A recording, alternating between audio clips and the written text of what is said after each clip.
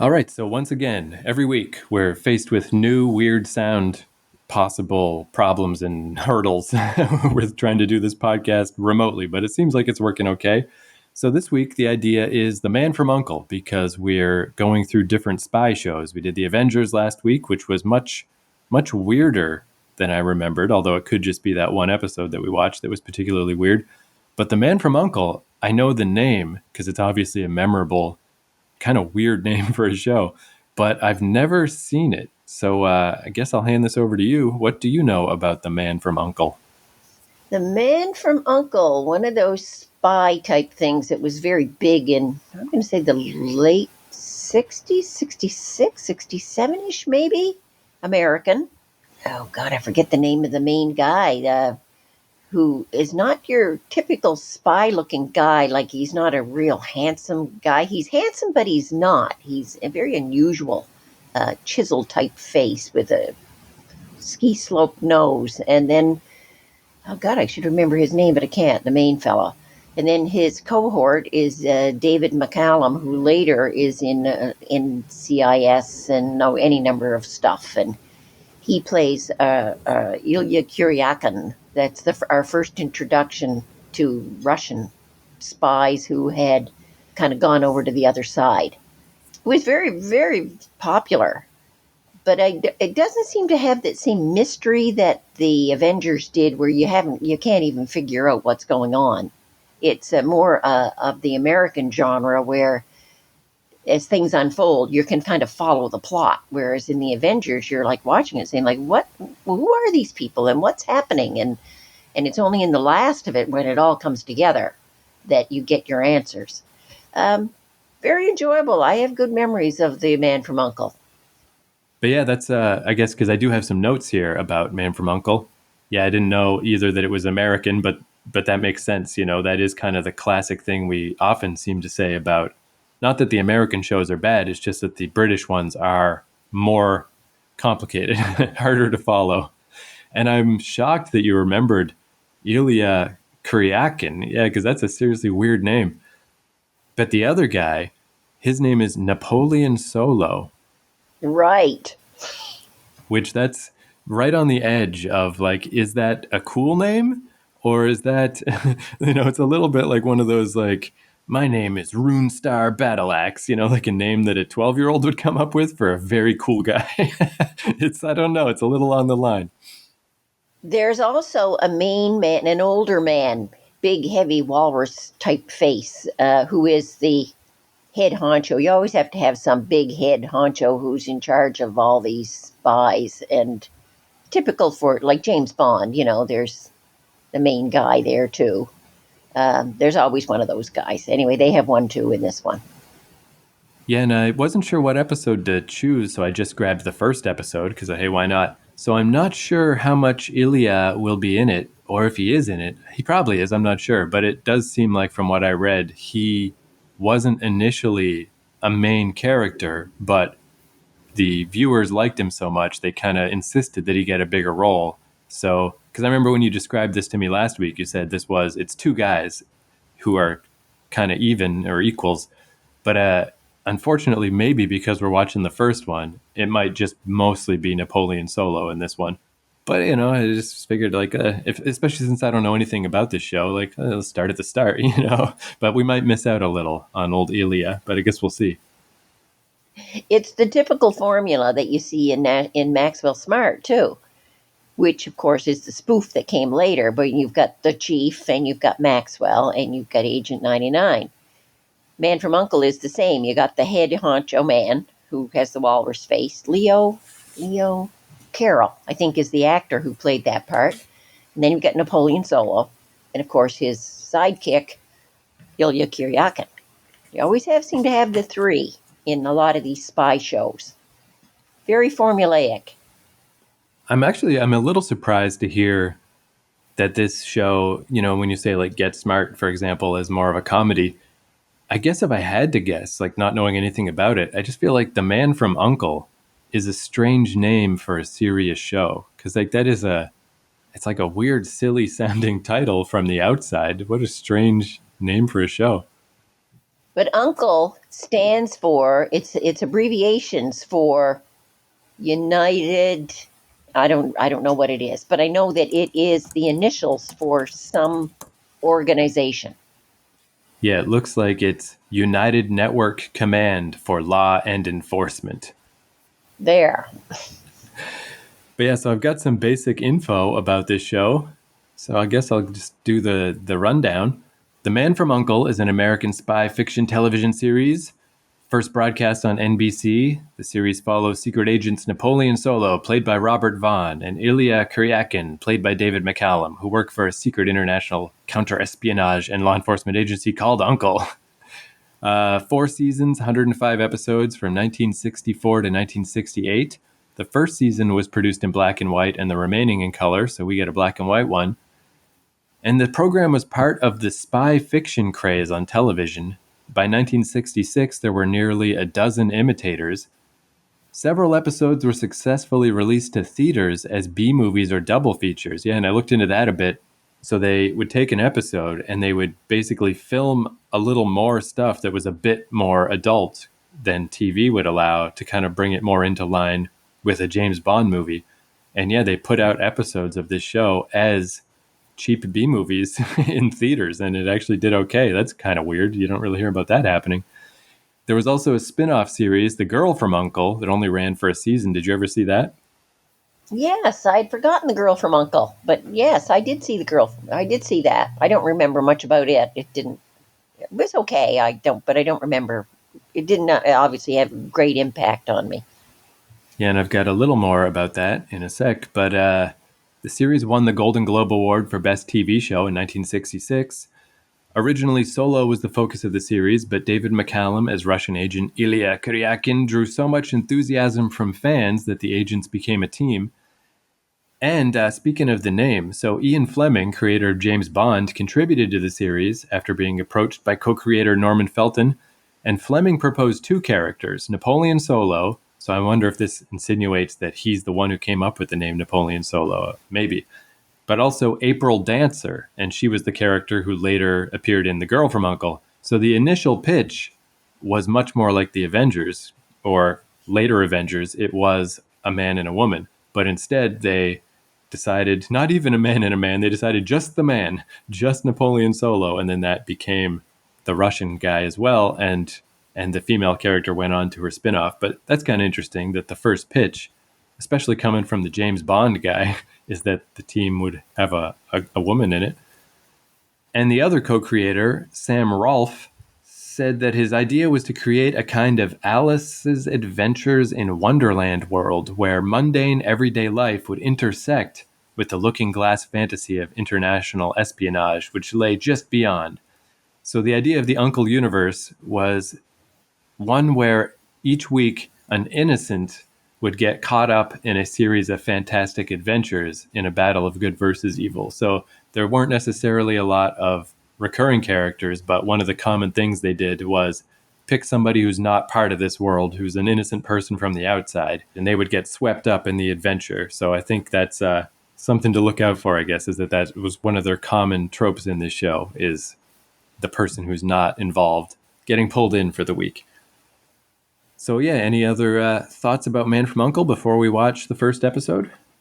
Just one thing. It's not unusual that their pitch would have been a man and a woman if Ian Fleming was involved, because when you take the James Bond series, there's always some woman, some sexy woman who's connected up with James, and he's the main man, of course, but he's always got some woman in tow. Yeah, I guess that's true, because depends, I guess. Yeah, I don't know. I guess I actually don't know that much about James Bond. Like, in my mind, I think of, he's the dude, he's James Bond, he's 007, or sometimes 006 shows up or whatever. I guess I've never really been clear what the role of the women in James Bond is. But I guess they don't just show up to be pretty, right? They Shay. do stuff. They Yeah, just don't show up to be they do Shay. take part. Yeah, I mean, I guess they don't. But yeah, honestly, I've only seen, geez, I don't know, GoldenEye.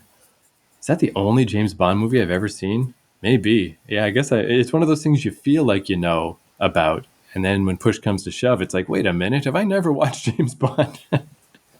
So yeah, maybe I He's don't got have a clear idea about Ian Fleming. pussy galore, and she's the only one that comes to mind. But every one of them, when you watch them, there is some beautiful, intelligent woman who really helps James through solving whatever the evil is that he's got to deal with. So that is very fitting that the original spiel for this one, for Man from Uncle, if Ian Fleming was involved, oh yeah, he'd want some woman in there instead of some man. So yeah, I guess we're gonna watch Man from Uncle, season 1, episode 1. It's called The Vulcan Affair.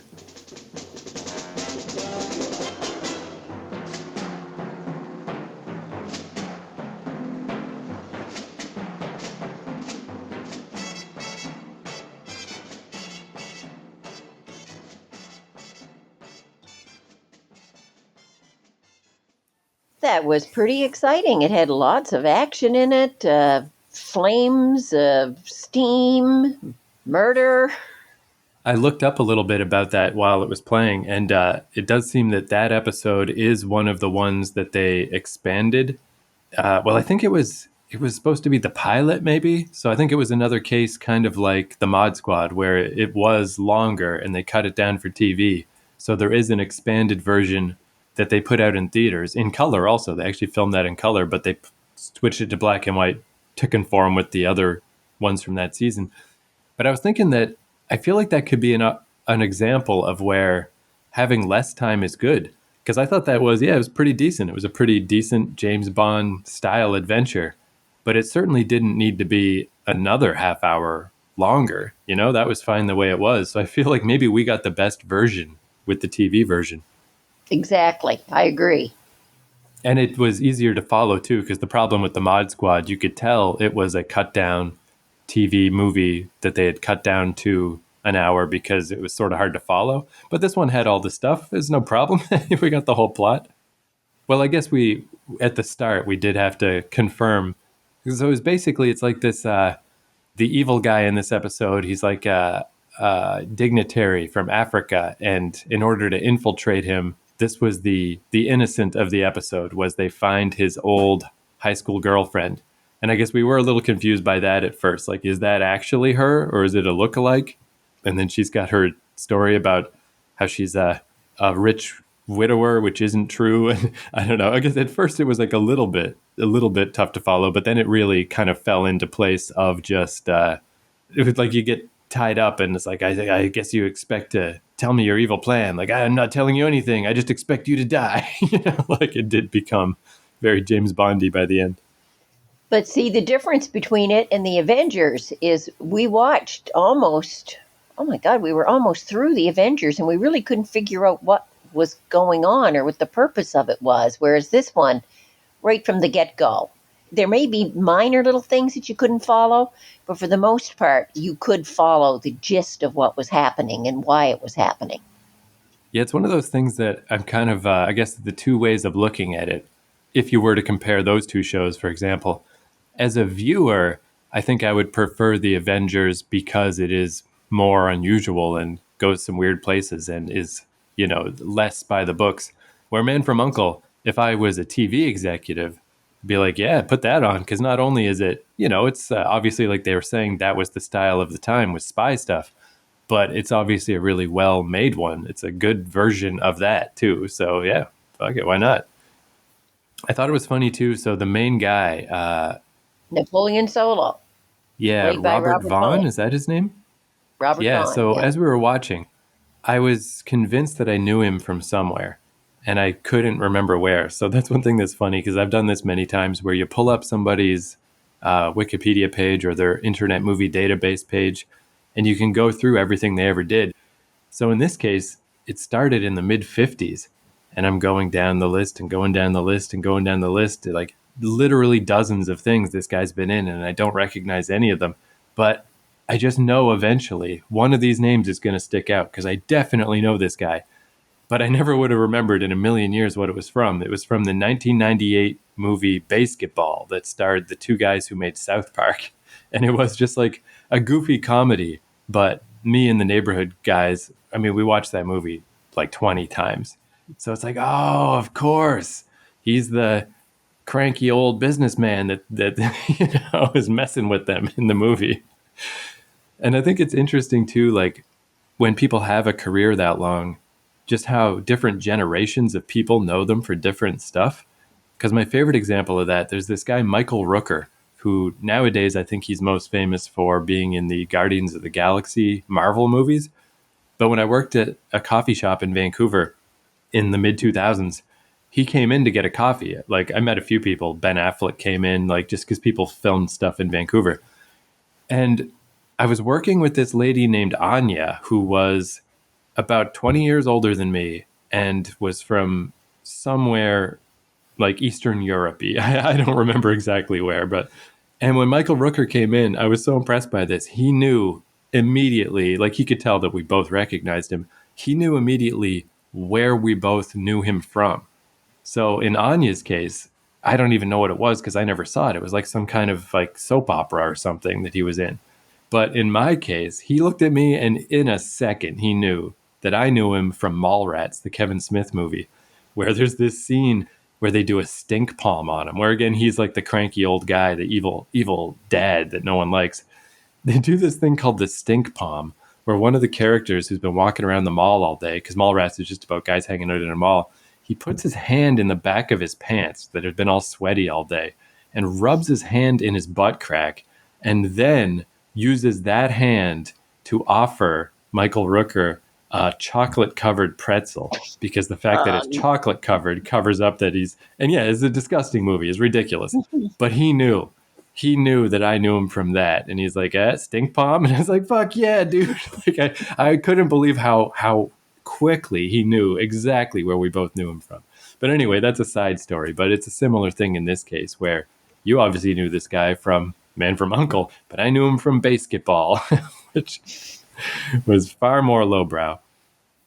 but it's amazing how much this show, like in 1 hour, really pulled off James Bond type espionage without all that extra stuff that a James Bond movie would have. This movie did it all in 1 hour.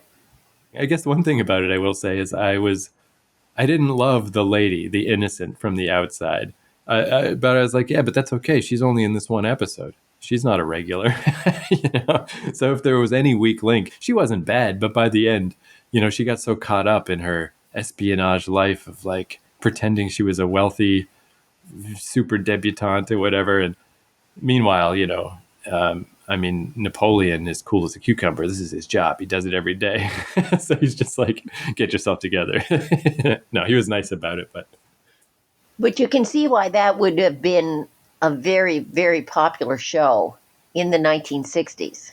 And there was a lot of that kind of like good drama where they really didn't seem to be controlled by money. They had lots of sets, lots of character development, change of scenery. Like for a 1 hour show, yeah, I mean, they really went all out.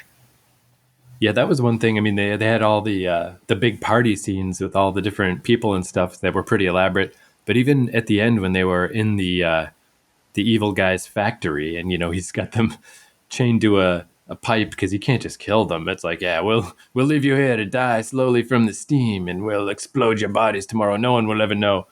But even in there, it's like all the equipment and it really was of the era, but also felt very James Bondy of those like panels with the lights on them and stuff. It's like the '60s style high tech that I don't know if that's really what a factory looked like back then, but that's certainly what a James Bond factory looked like back then. So yeah, they did a good job.